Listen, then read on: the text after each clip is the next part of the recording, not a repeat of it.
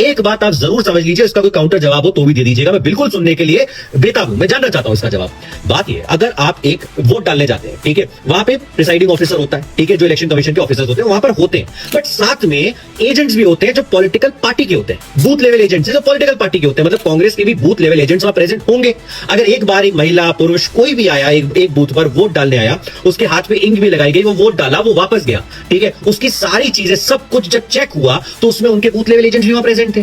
फिर वो इंसान अगर दोबारा सेम जगह पे वोट डालने आया तो क्या कांग्रेस का बूथ लेवल एजेंट सो रहा था, या फिर राहुल गांधी जी ने वहां अलॉट नहीं करे हुए थे जबकि उनके हिसाब से हर जगह अलॉटेड थे, ठीक है, तो या उसने अपोज नहीं करा, वो बीजेपी को सपोर्ट कर रहा था, बात क्या थी ये समझ नहीं आ रही। प्रफुल्ल भाई, बात को समझने की कोशिश करोगे तो जरूर समझ में आएगी। बेशक पोलिंग बूथ पे पॉलिटिकल पार्टीज के एजेंट्स डिप्लॉय किए जाते हैं, लेकिन फिर भी अगर ऐसा कुछ हो रहा है तो ये जिम्मेदारी किसकी बनती है?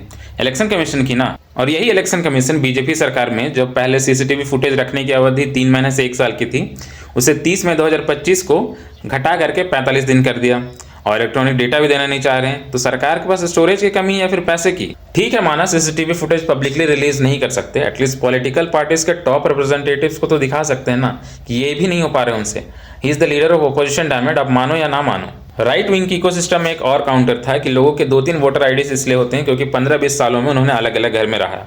ठीक है, आपका घर चेंज हुआ, आपकी लोकेलिटी चेंज हुई, लेकिन हाउस नंबर हमेशा सेम कैसे रह सकता है? फिर इनका कहना है इसलिए तो डुप्लीकेसी ना बोल करके नाखून में इंक डाला जाता है। तो ये वीडियो देखिए पहले, और ये कोई आम नागरिक की नहीं है। ये है संभवी चौधरी, जेडीयू नेता अशोक चौधरी की बेटी और समस्तीपुर लोकसभा की एमपी एलजेपी से, जो कि चिराग पासवान की पार्टी। मुझे लगता है पोलिंग बूथ की नेल पॉलिश मैडम जी को कुछ ज्यादा ही पसंद आ गई, इसलिए शायद उन्होंने दोनों हाथों में ट्राई किया। फिर जिन्होंने कहा राहुल गांधी लीगल रूट से क्यों नहीं टैकल कर रहे इस वोट चोरी मामले को, तो इंडिया में लीगल सिस्टम इतना ही स्मूथ रहता है तो आज जुडिशरी में 5 करोड़ केसेस पेंडिंग नहीं रहते। राहुल गांधी क्यों केस फाइल नहीं कर रहे हैं? तब तो इस लॉजिक से अगर इलेक्शन कमीशन इनोसेंट है तो वे डिफेमेशन केस क्यों नहीं फाइल कर रहे हैं? Just drag him to the court, why are they hesitant? Concretely हम भी नहीं जानते कि वोट चोरी हुई है कि नहीं, क्योंकि इलेक्ट्रॉनिक डेटा देने में इनकी तो अम्मा मरी जा रही है, और कुछ स्टेट्स में एनडीए के अलावा भी दूसरी सरकार है। बट इतना तो कंफर्म है ECI is incompetent, and as a citizen ये सबके लिए कंसर्निंग होनी चाहिए, क्योंकि उन्हें मोटी तनख्वाह मिलती है, सारे ऐश आराम मिलते हैं, with only one job, that is proper service to the public. यहाँ बात बीजेपी की है ही नहीं। अगर इस देश के लीडर ऑफ अपोजिशन ने ईसीआई पे सवाल उठाया है तो रूलिंग पार्टी ने इलेक्शन कमीशन की क्रेडिबिलिटी रीचेक क्यों नहीं की? जस्ट बिकॉज बीजेपी रूल कर रही है does not mean they have to be complacent even if the question is raised.